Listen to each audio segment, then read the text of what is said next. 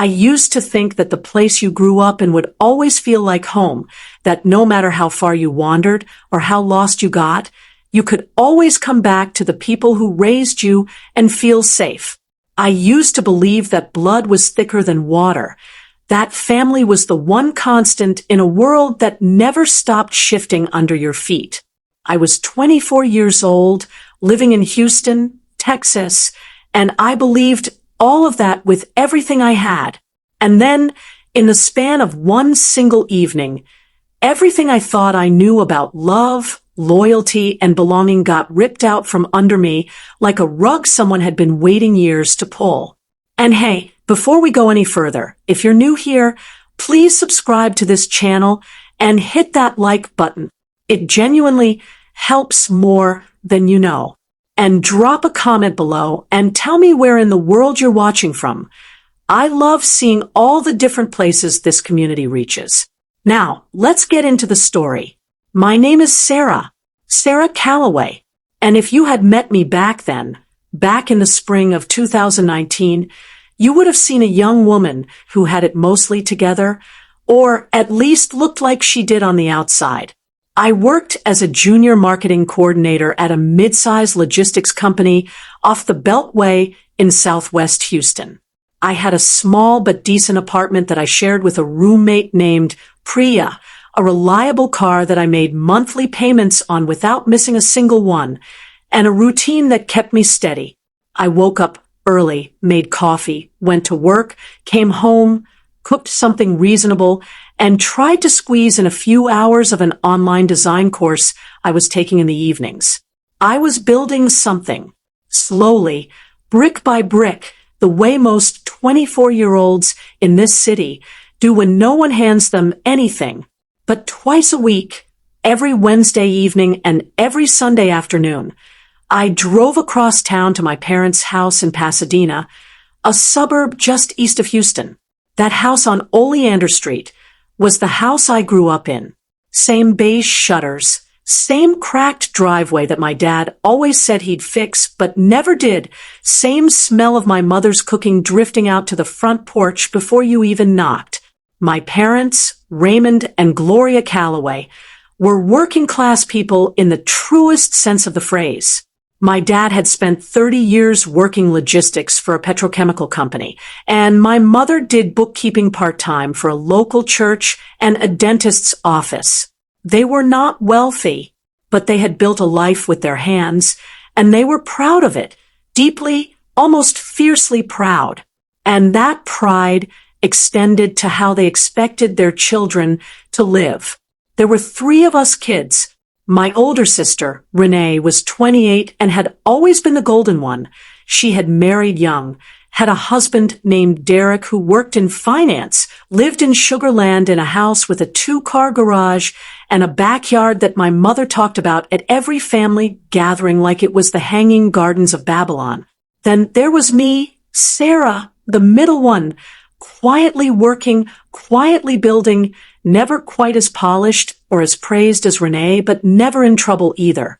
And then there was my younger brother, Marcus, 22, in his last year at University of Houston, still very much the baby of the family in every way that mattered. My mother's heart, my father's pride, and Renee's favorite person in the room whenever she needed an audience. That was our family. That was the world I moved through every Wednesday and every Sunday, without question. And then there was Ethan Cole. I had met him 14 months before all of this happened at a fundraiser event that my company had sent me to represent their brand partnership at.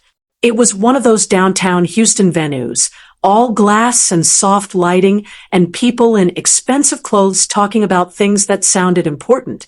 I was there with a clipboard and a company polo shirt, honestly feeling a little bit like a fish out of water. And Ethan had walked over to the display I was managing and asked me a genuinely thoughtful question about the logistics sector's carbon footprint. Not a pickup line, not a compliment, a real question. And I had answered it. And we had talked for 45 minutes without either of us realizing how much time had passed. He was tall, calm, measured in the way he spoke, the kind of person who listened more than he talked, which in a room full of people performing their importance stood out like a lighthouse on a dark coast. I did not know, in that first conversation, that Ethan Cole was the founder and majority shareholder of Cole Meridian Group, one of the fastest-growing private investment and development firms in Texas, with holdings in real estate, logistics technology, and renewable infrastructure. I did not know that the fundraiser we were both standing in had been partly underwritten by his foundation. I did not know any of that. I just knew that he was the most genuinely interesting person I had spoken to in a long time, and that when he asked if he could call me sometime, I said yes without overthinking it. That was the beginning. 14 months of something quiet and real and steady, dinners, long drives out past Katy toward the hill country, weekends where we cooked together in his apartment in the Galleria area, conversations that went on until 2 a.m. without us noticing. He had proposed 3 months before the night my life changed. A simple ring, a quiet dinner, no theatrics. That was Ethan. And I had said yes with my whole heart. I hadn't told my family much about Ethan yet. Not the full picture of who he was. I had mentioned him. Yes, I had brought him to Sunday dinner once, about 6 months into our relationship, and my mother had been polite but cool in the way she sometimes was with things she hadn't yet decided how to categorize. My father had shaken his hand and asked him what he did, and Ethan had said investments and development in that understated way of his, and my father had nodded like that was fine, but not particularly impressive. Renee had looked him over the way she looked over most things, with an assessing eye that had its conclusion already written before the evidence came in. I think part of me was protecting the relationship from that kind of scrutiny. I wanted to be sure of us before I handed us over to be picked apart. And I was sure. I just hadn't gotten around to the full announcement yet. That was one of many things I would later understand I had waited on just a beat too long. The Thursday I found out I was pregnant was an ordinary Thursday. I remember that clearly because ordinary Thursdays don't usually rearrange your entire life. I had taken the test alone in the bathroom of Priya's and my apartment early in the morning before she was awake, with the kind of careful quietness of someone who doesn't yet want the world to know what she suspects. The 2 lines appeared without hesitation. I sat on the edge of the bathtub for a long time. My mind went through about 14 different emotions in the span of 30 seconds. Fear first, then a strange, surprising warmth, then fear again, then the beginning of something that felt, underneath all the panic, almost like wonder. I was going to be a mother. The thought arrived slowly, like sunlight coming through a curtain, and I held it carefully, the way you hold something fragile that you're not sure yet belongs to you. I called Ethan from the parking garage at work that afternoon before I went inside. I told him straight, no build-up, no cushioning, because that was how we talked. There was a pause on his end, 3 seconds that felt like 30, and then I heard him exhale, and his voice came through steady and warm. He said, Okay, Sarah, how are you feeling?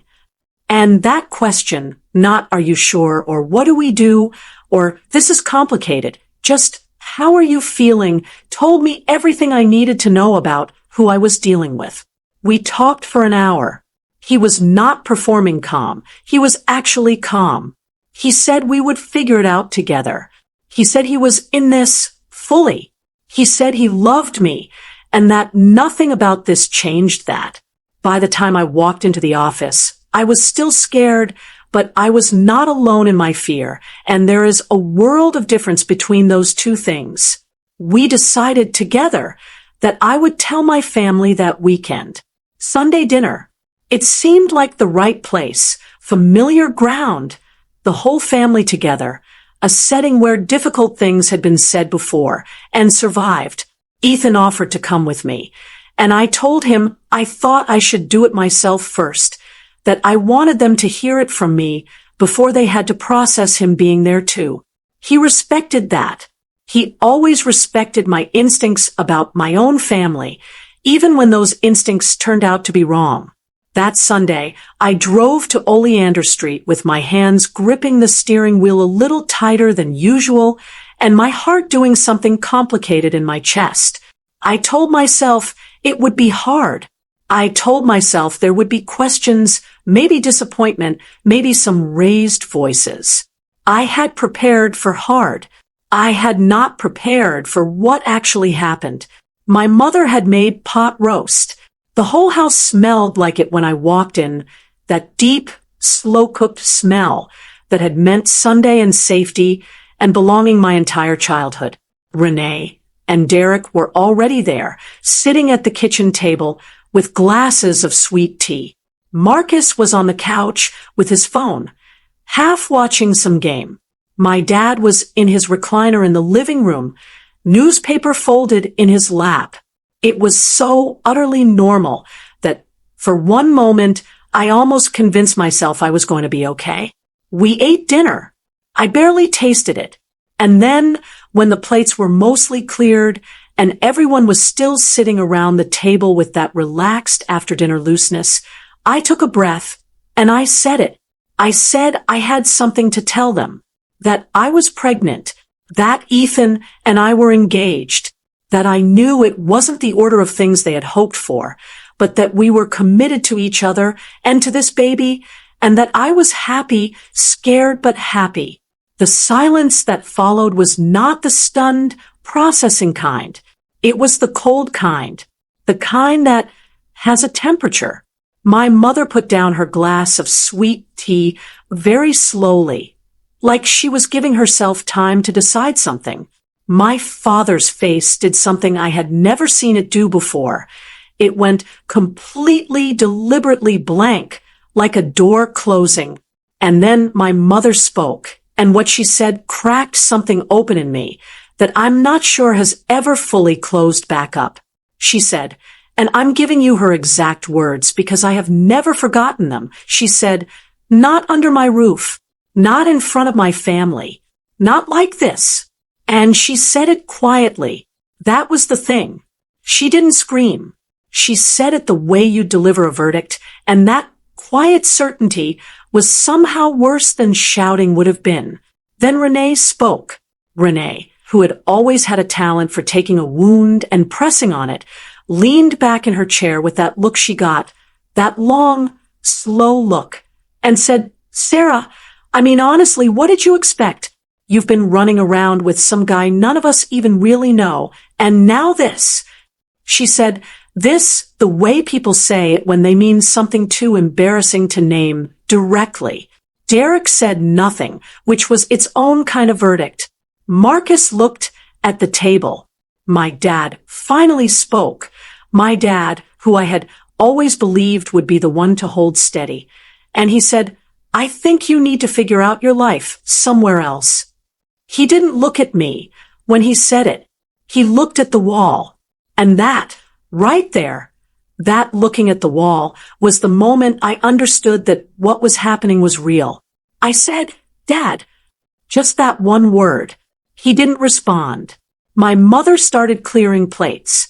Renee said something to Derek under her breath. And I sat at that table for about 30 seconds more, which was somehow the loneliest 30 seconds of my life. And then I stood up, picked up my purse, and walked to my childhood bedroom. That same bedroom with the pale yellow walls and the old cork board still dotted with the pushpins of a girl who used to live there. And I packed a bag. I took clothes, my laptop, my charger, the framed photo of Ethan and me from the nightstand that I'd brought over a few weeks ago, and my mother's old silver bracelet that she'd given me when I graduated high school, which I realize now is a complicated thing to take, but it was mine. I packed that bag with shaking hands and a jaw so tight it ached, and I walked back through that kitchen. My mother's back was to me. She was running water in the sink, and I walked out the front door, and I closed it behind me without slamming it. I didn't slam it. I don't know why that detail still matters to me, but it does.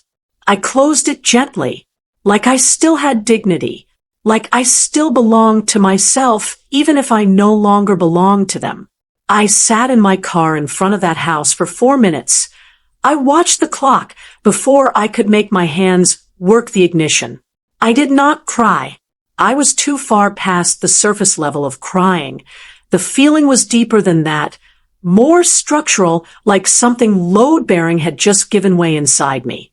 I drove back toward the city on 225, the Houston skyline glittering ahead of me against the darkening Sunday sky, and I called Ethan. He picked up on the second ring. I told him what had happened, calmly, in a flat voice that I barely recognized as my own, and there was a silence on his end, and then he said, "Come to my place, right now. Just come here." I drove to the Galleria. I took the elevator up to his floor. When he opened the door and saw my face, I still hadn't cried. He didn't say anything. He just stepped aside to let me in, and then he put his arms around me in the hallway. And that was when it finally happened. The tears came then, and they were the kind that aren't pretty or quiet. They were the kind that have been compressed for too long and come out all at once. And I let them come, because there in that hallway, I finally felt like I was allowed to fall apart for just a moment before I had to start figuring out what to do next. The days that followed were disorienting in a way I struggled to fully describe. There is something about being rejected by the people who were supposed to love you most unconditionally that doesn't just hurt, it disorients. It makes you question your own sense of reality, your own worth, the basic architecture of who you are. I went to work. I sat in meetings. I answered emails. And the whole time, a part of my brain was running a background process that I couldn't switch off, replaying my mother's quiet verdict, my father's averted eyes, Renee's voice saying, "Honestly, what did you expect?" I replayed those things the way you replay a car accident, looking for the moment you could have swerved, looking for the thing you missed that might have changed the outcome. I stayed at Ethan's apartment for those first 2 weeks, and he was gentle and steady and careful not to make me feel like a guest, but I did feel like a guest because I had lost the thread of home and hadn't yet figured out how to build a new one. My phone was both a lifeline and a source of fresh pain in those weeks. Priya texted to check on me. She was a good friend, Priya, solid and warm without making a production of it. A couple of work friends sent careful messages. But from my family, silence. Complete, deliberate silence of the kind that lets you know the silence is itself a message. My mother did not call. My father did not call.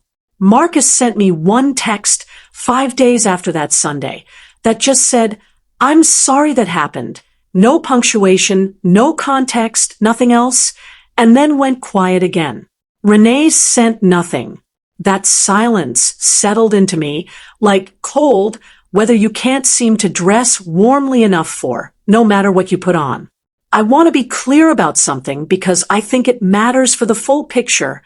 I was not naive about my family. I had known for most of my adult life that my mother operated by a code of propriety that she enforced more strictly than any law, that my father's love was deep but sometimes came wrapped in expectations rather than openness, that Renee had built her sense of identity on being the standard that others fell short of. I knew these things, but knowing someone's edges and having those edges turned against you with full force are two entirely different experiences. The intellectual understanding doesn't protect you from the emotional impact. Nothing does. You just have to move through it, the way you move through weather. One foot in front of the other, breathing through it, waiting for it to pass. 2 weeks after I moved into Ethan's apartment, I started looking for my own place. Ethan and I had long conversations about this. He wanted me to stay, said it made sense practically, said the lease on my shared apartment with Priya was almost up anyway, said we were engaged and building a life together. And I understood all of that, and I loved him for wanting those things. But something in me, some stubborn, necessary part of me, needed to not feel like I had landed on my feet because of someone else's resources.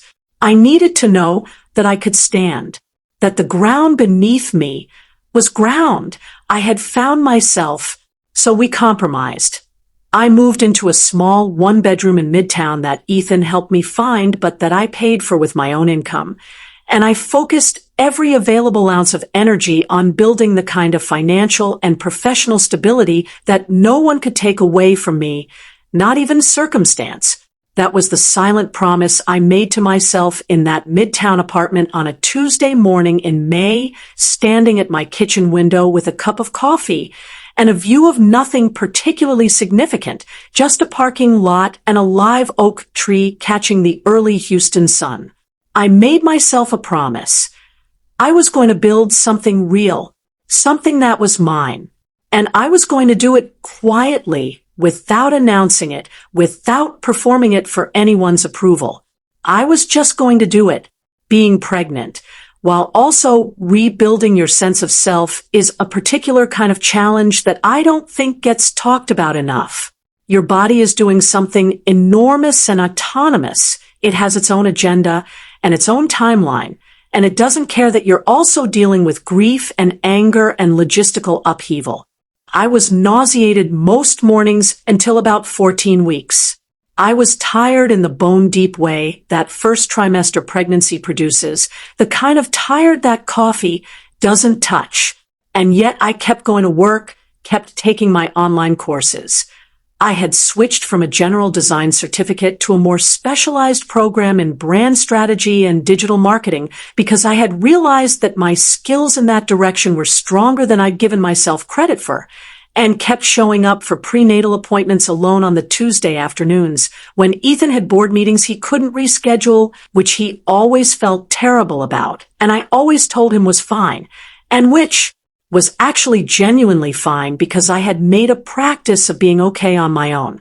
The online brand strategy course was a turning point I didn't fully recognize at the time. It was taught by a woman named Dr. Patricia Osei, who had built a consulting practice from nothing after being laid off at 40 with 3 kids in a Houston suburb. And her teaching style was exactly what I needed: rigorous, no-nonsense, deeply practical, and built on the premise that intelligence applied consistently outperforms talent applied occasionally. I stayed up late with her recorded lectures while my belly grew and the Houston summer turned brutal outside my window. I took notes by hand the way she recommended. I did every optional exercise in addition to every required one. I started applying what I was learning to small freelance projects on the side: a logo refresh for a friend's food truck, a social media audit for a boutique gym in Montrose. Small things. Seeds. My daughter, Lily, was born on November 14th, a Wednesday, in the early morning hours at a hospital in the Texas Medical Center. She weighed 7 pounds, 2 ounces, and she arrived with a full head of dark hair and a composure that I can only describe as already characteristic of her personality. Ethan was there. He was there for all of it, every hour of it, and he cried when they put her in his arms, which surprised me only because he was normally so contained. He cried with the kind of complete, unself-conscious emotion that made me love him more than I had thought was still possible. I looked at my daughter and I felt something settle in me, not perfectly, not without residual grief, but something settled. She was worth everything. She was worth every hard thing that had led to that moment. And I knew, holding her in that hospital room with the Houston skyline just visible through the window in the early light, that I was going to make sure she grew up knowing that her worth was unconditional. That love, real love, doesn't come with expiration dates or conditions printed in the fine print. I would make sure she knew that because I was going to live it, not just say it. In the weeks after Lily came home, Ethan and I had honest, extended conversations about our future, about the engagement, about what our life together was going to look like, practically about what values we wanted to anchor it in. We were married 8 months after Lily was born, in a quiet civil ceremony at the Houston City Hall, followed by a small dinner at a restaurant in the Heights with about 20 people who actually mattered, Priya, a handful of Ethan's closest colleagues and friends, and no one from my family, because no one from my family had been invited, because none of them had reached out. The wedding was simple and real and exactly what we wanted, and I wore a cream-colored dress that I had found at a vintage shop on Westheimer. I stayed at Ethan's apartment for those first 2 weeks, and he was gentle and steady and careful not to make me feel like a guest, but I did feel like a guest because I had lost the thread of home and hadn't yet figured out how to build a new one. My phone was both a lifeline and a source of fresh pain in those weeks. Priya texted to check on me. She was a good friend, Priya, solid and warm without making a production of it. A couple of work friends sent careful messages. But from my family, silence. Complete, deliberate silence of the kind that lets you know the silence is itself a message. My mother did not call. My father did not call. Marcus sent me one text 5 days after that Sunday that just said, "I'm sorry that happened." No punctuation, no context, nothing else, and then went quiet again. Renee sent nothing. That silence settled into me like cold weather you can't seem to dress warmly enough for, no matter what you put on.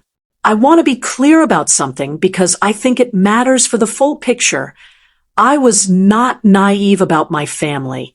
I had known for most of my adult life that my mother operated by a code of propriety that she enforced more strictly than any law, that my father's love was deep but sometimes came wrapped in expectations rather than openness, that Renee had built her sense of identity on being the standard that others fell short of.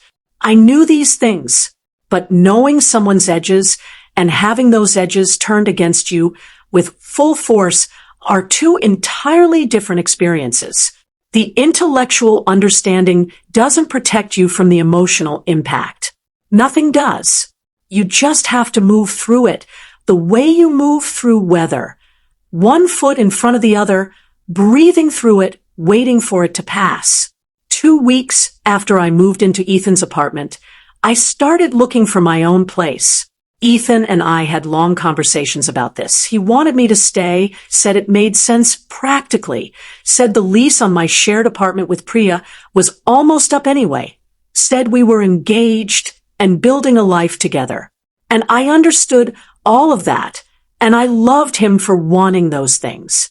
But something in me, some stubborn, necessary part of me, needed to not feel like I had landed on my feet because of someone else's resources. I needed to know that I could stand, that the ground beneath me was ground. I had found myself, so we compromised. I moved into a small one-bedroom in Midtown that Ethan helped me find, but that I paid for with my own income. And I focused every available ounce of energy on building the kind of financial and professional stability that no one could take away from me, not even circumstance. That was the silent promise I made to myself in that Midtown apartment on a Tuesday morning in May, standing at my kitchen window with a cup of coffee and a view of nothing particularly significant, just a parking lot and a live oak tree catching the early Houston sun. I made myself a promise. I was going to build something real, something that was mine, and I was going to do it quietly, without announcing it, without performing it for anyone's approval. I was just going to do it.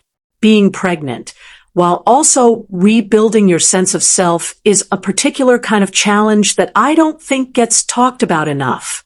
Your body is doing something enormous and autonomous. It has its own agenda and its own timeline, and it doesn't care that you're also dealing with grief and anger and logistical upheaval. I was nauseated most mornings until about 14 weeks. I was tired in the bone-deep way that first trimester pregnancy produces, the kind of tired that coffee doesn't touch. And yet I kept going to work, kept taking my online courses. I had switched from a general design certificate to a more specialized program in brand strategy and digital marketing because I had realized that my skills in that direction were stronger than I'd given myself credit for, and kept showing up for prenatal appointments alone on the Tuesday afternoons when Ethan had board meetings he couldn't reschedule, which he always felt terrible about, and I always told him was fine, and which was actually genuinely fine because I had made a practice of being okay on my own. The online brand strategy course was a turning point I didn't fully recognize at the time. It was taught by a woman named Dr. Patricia Osei, who had built a consulting practice from nothing after being laid off at 40 with 3 kids in a Houston suburb. And her teaching style was exactly what I needed: rigorous, no-nonsense, deeply practical, and built on the premise that intelligence applied consistently outperforms talent applied occasionally. I stayed up late with her recorded lectures while my belly grew and the Houston summer turned brutal outside my window. I took notes by hand the way she recommended. I did every optional exercise in addition to every required one. I started applying what I was learning to small freelance projects on the side: a logo refresh for a friend's food truck, a social media audit for a boutique gym in Montrose. Small things. Seeds. My daughter, Lily, was born on November 14th, a Wednesday, in the early morning hours at a hospital in the Texas Medical Center. She weighed 7 pounds, 2 ounces, and she arrived with a full head of dark hair and a composure that I can only describe as already characteristic of her personality. Ethan was there. He was there for all of it, every hour of it. And he cried when they put her in his arms, which surprised me only because he was normally so contained. He cried with the kind of complete, unself-conscious emotion that made me love him more than I had thought was still possible. I looked at my daughter and I felt something settle in me, not perfectly, not without residual grief, but something settled. She was worth everything. She was worth every hard thing that had led to that moment. And I knew, holding her in that hospital room with the Houston skyline just visible through the window in the early light, that I was going to make sure she grew up knowing that her worth was unconditional. That love, real love, doesn't come with expiration dates or conditions printed in the fine print. I would make sure she knew that because I was going to live it, not just say it. In the weeks after Lily came home, Ethan and I had honest, extended conversations about our future, about the engagement, about what our life together was going to look like, practically about what values we wanted to anchor it in. We were married 8 months after Lily was born in a quiet civil ceremony at the Houston City Hall, followed by a small dinner at a restaurant in the Heights with about 20 people who actually mattered: Priya, a handful of Ethan's closest colleagues and friends, and no one from my family, because no one from my family had been invited, because none of them had reached out.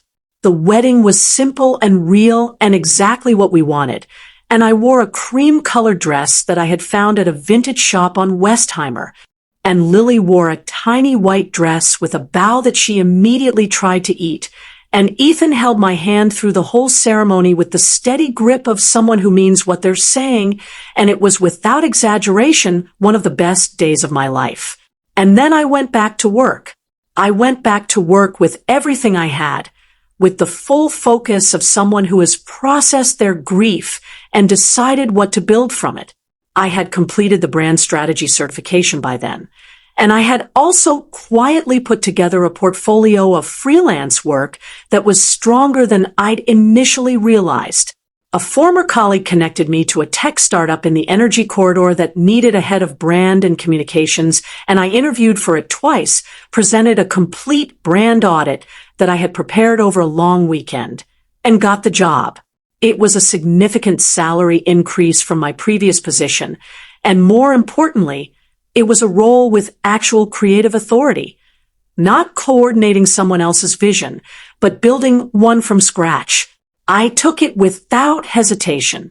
The The months that followed were demanding in the way that good, meaningful work is demanding, the kind of tired that comes with the satisfaction of building something. I restructured the startup's entire public-facing brand identity, overhauled their content strategy, led a relaunch campaign that got them written up in a Houston Business Journal piece that ran in the print edition and online. My name was in that piece, my actual name, with my actual title attached to work I had done with my own mind. I printed that article and taped it to the inside of my closet door, where only I would see it, which felt right. The recognition was never the point.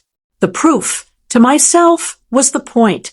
I want to take a moment here and be honest about something that I don't want to gloss over, because glossing over it would be a disservice to anyone listening who is in the middle of their own hard time. The rebuilding was not linear. There were nights, more than I'd like to admit, when the grief over my family came back and sat on my chest like something physical.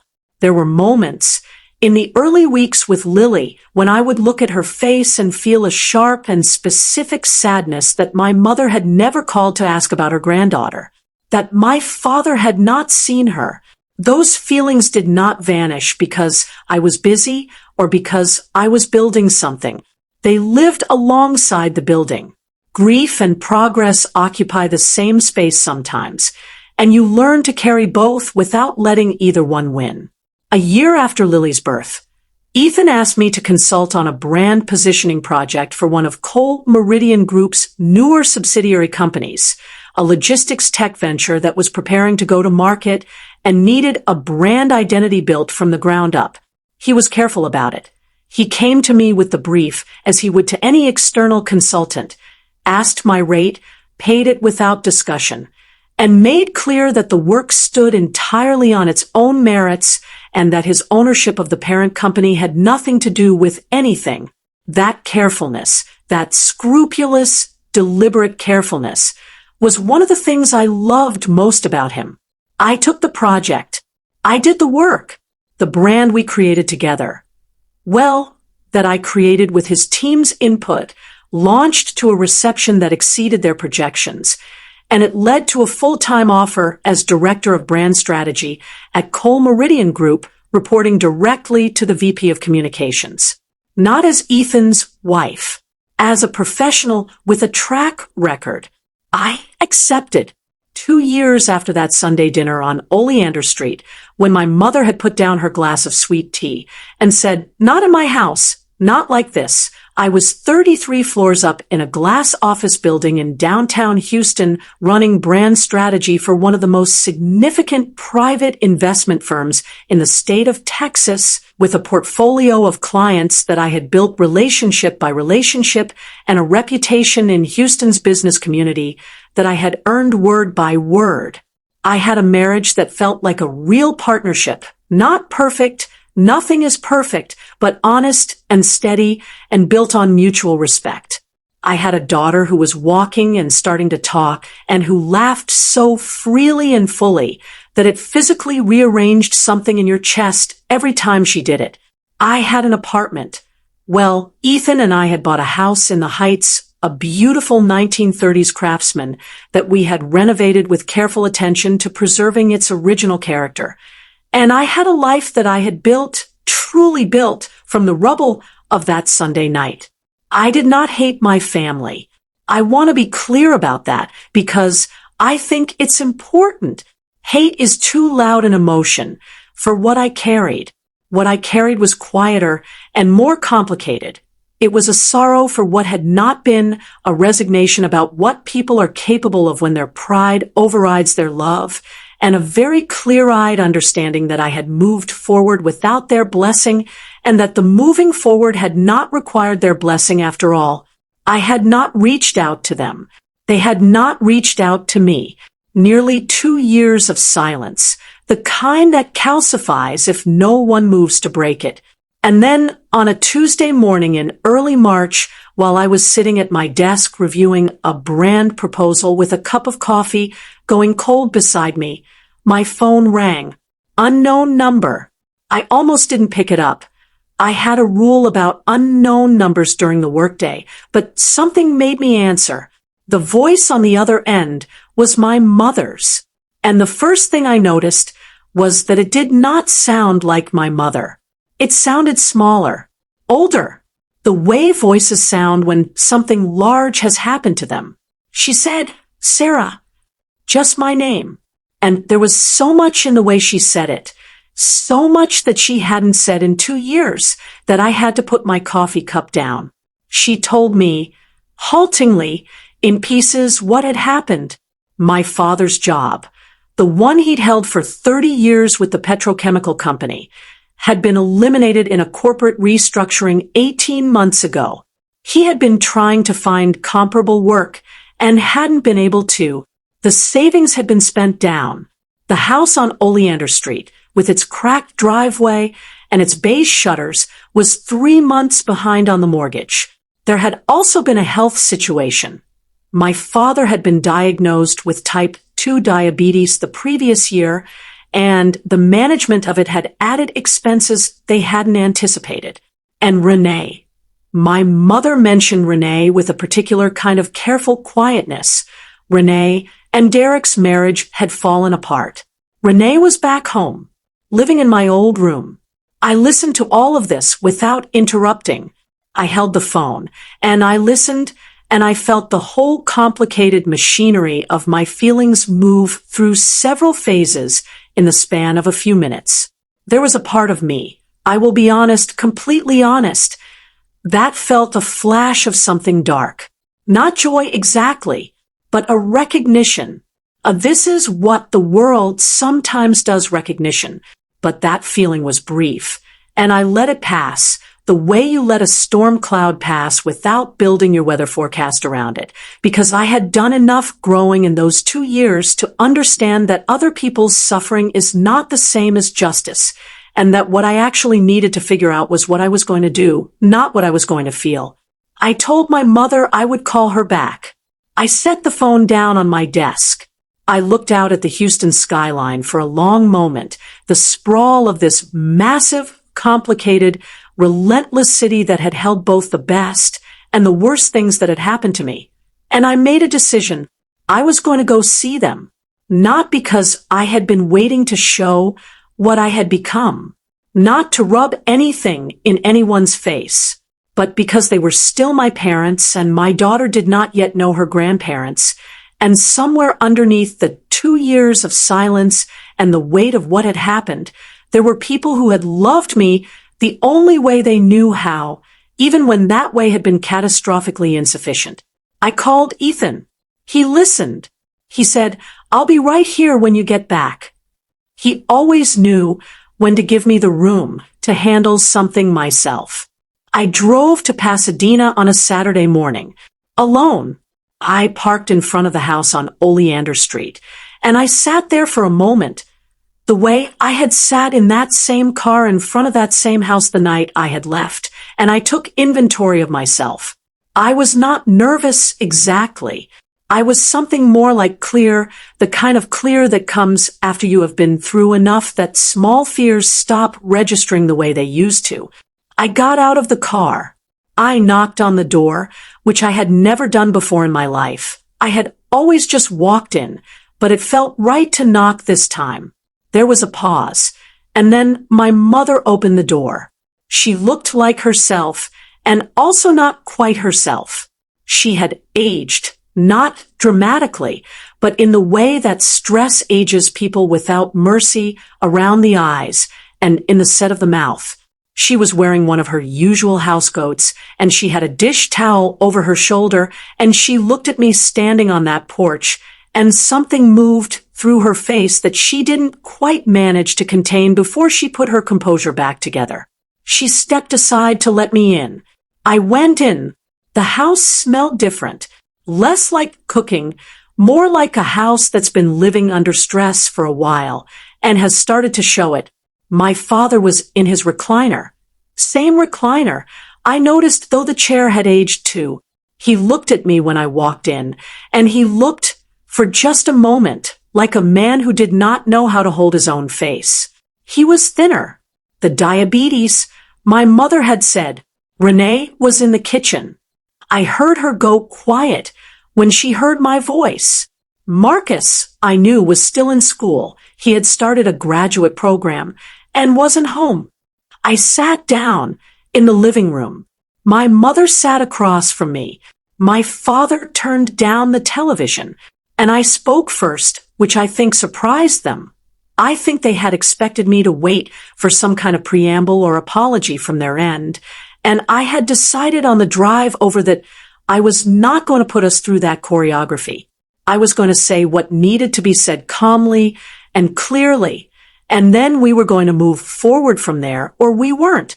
I said, I want you to know that I'm not here because I'm angry.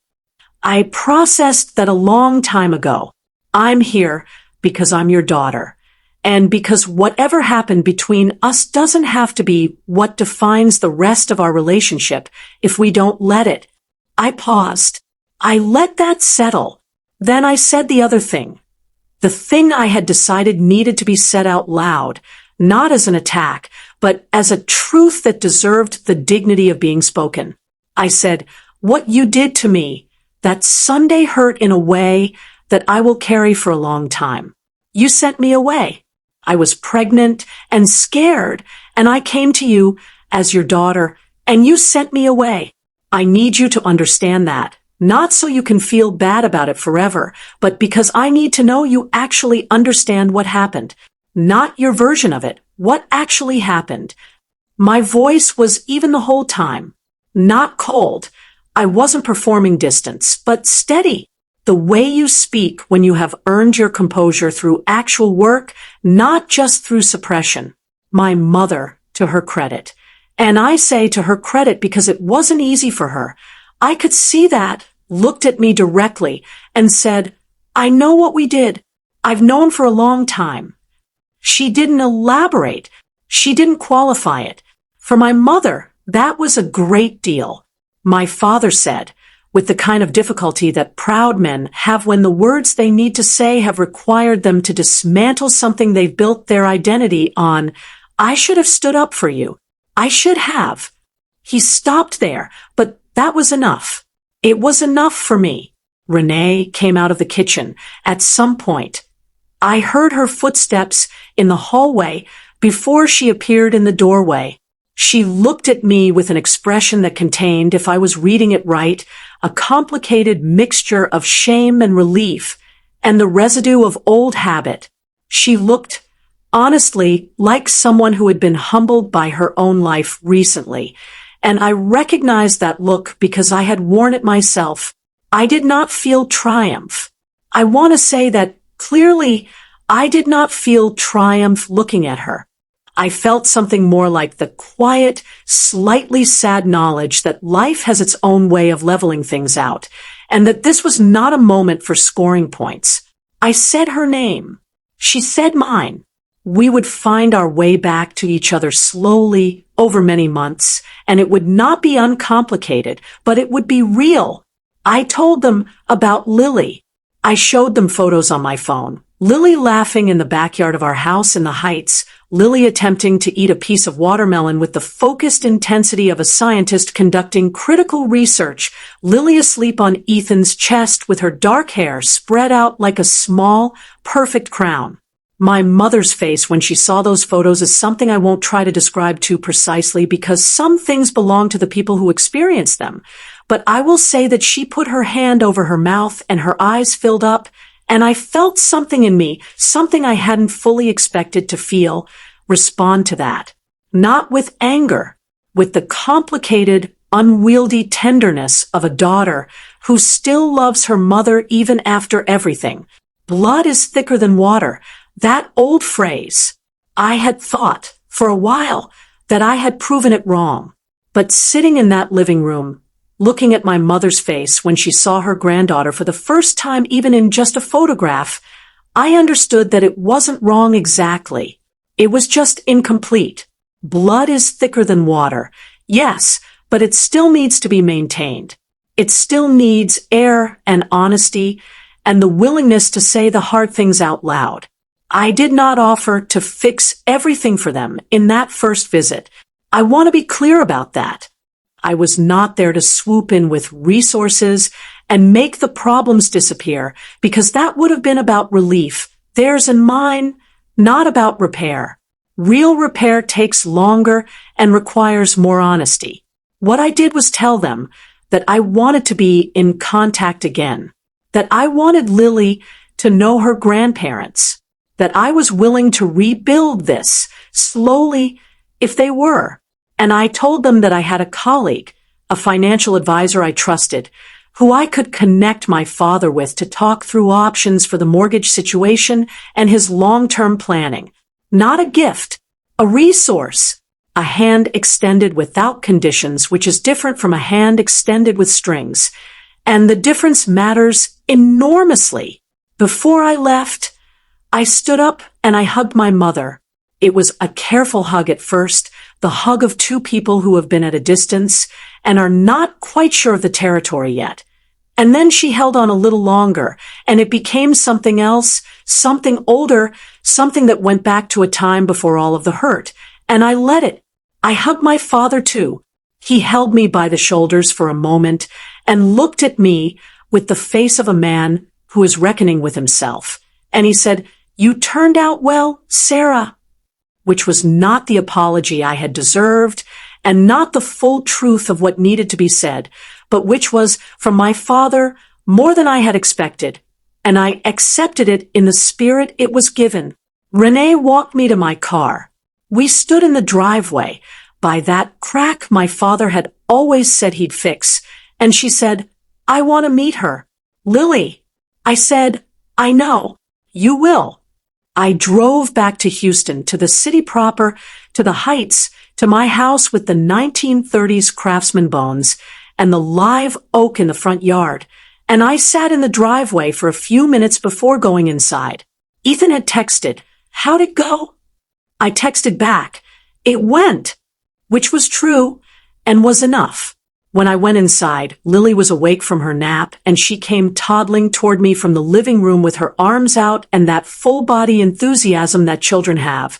And I picked her up and held her, and she smelled like her, that specific, irreplaceable smell of your own child. And I thought about what I wanted to teach her. Not how to be tough, not how to build walls, how to be honest, how to know her own worth without needing anyone else to confirm it. How to love people even when they disappoint you, and how to hold her ground even when the people she loves are asking her to abandon it. Those were the things I wanted her to know. Those were the things I was still learning myself. Here is what I know now, from the distance of where I'm standing. Losing everything, the belonging, the approval, the safety net of family, felt, in the moment, like the worst thing that had ever happened to me. It felt like the ground itself had rejected me. But what it actually did in the long run was force me to build my own ground, to make something solid and real that didn't depend on anyone else's permission or validation or continued goodwill. And I would not trade that ground for anything, not for the smooth, uninterrupted path I thought I was supposed to take. Not for the version of my life where nothing hard had happened and I had consequently never had to find out what I was actually made of. The hard thing made me, not the hurt of it, the response to the hurt, the getting up, the quiet, unglamorous, relentless getting up. There is a phrase I have always liked: still waters run deep. I used to think it meant something mysterious, something about hidden depth being dramatic. But I understand it differently now. I think it means that the people who don't make a lot of noise about their suffering and their rebuilding are often the ones doing the most serious work. I did my rebuilding quietly. No announcements, no performance, no waiting for anyone to notice. Just work and love and the daily decision to keep going. And the quiet of it, the choosing not to broadcast it, the choosing to let the results speak instead of the struggle, that quiet was its own kind of power. The deepest kind, My mother met Lily for the first time on a Sunday in April, about 6 weeks after that first visit to Oleander Street.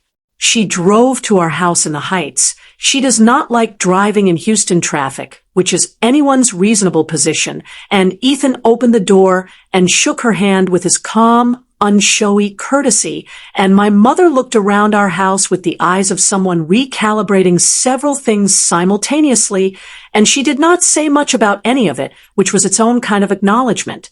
And then Lily walked into the room. She was walking confidently by that point, with the slightly overdetermined gait of a toddler, who is very committed to the concept of forward motion. And she walked right up to my mother and looked at her with those serious dark eyes that she gets from Ethan, and held out a board book she was carrying as if offering a gift. And my mother sat down on the floor of my living room, in her good church clothes, and looked at that book with my daughter. And I stood in the doorway, and I let it happen. I let it be what it was, complicated and real, and underneath all of that, the beginning of something that could grow. To anyone listening to this right now who is in the middle of the hard part, the part where you have been sent away or cast out or made to feel like a mistake, I want you to hear this directly. The people who send you away do not get to define where you end up. They only get to define the moment they made the choice they made. And that moment is theirs, not yours. You get to define every moment after it, every single one. The path forward will not be a straight line. It will have nights when the grief comes back uninvited, and mornings when you have to rebuild your resolve from scratch, and days when you look in the mirror and wonder if it is ever going to get easier. It gets easier, not easier like it disappears, easier like you get stronger, and the weight that used to buckle you starts to feel like something you can carry without breaking your stride. I did not need my family's approval to build my life. I needed to discover that I didn't need it, and that discovery, as painful as the path to it was worth more than their approval ever could have been. I have a daughter who will grow up knowing what a woman who survived looks like. I have a marriage that is real and honest and built on something true. I have a career I am proud of, work that means something, a name in my professional community that I earned word by word and decision by decision. I have a house that is a home, not because of what it contains, but because of what it is built on. And I have slowly, carefully, honestly, the beginning of a family relationship rebuilt, not on the old foundation of what was expected of me, but on a new one. Smaller maybe, quieter definitely, but solid in a way the old one never quite managed to be. Because it is built, this time, on the truth. And things built on truth, whatever they lack in elegance, tend to last. And if you are still watching, thank you. Truly, these stories are not easy to tell, and they are not easy to sit with. And the fact that you stayed means something. If this story moved you, if it made you feel something real, please hit that like button. It helps this story reach someone who might need to hear it. Subscribe if you haven't yet, because there are more stories coming, and each one is told with the same commitment to honesty that I'm asking you to hold me to. And please drop a comment. Tell me where you're watching from. Tell me if any part of this landed for you. Tell me if you've been through something like this, because the comment section is where this community lives, and I read more of it than you probably think I do. My name is Sarah, and this was my story, all of it, the hard parts and the good parts, and the parts that are still being written. Thank you for listening.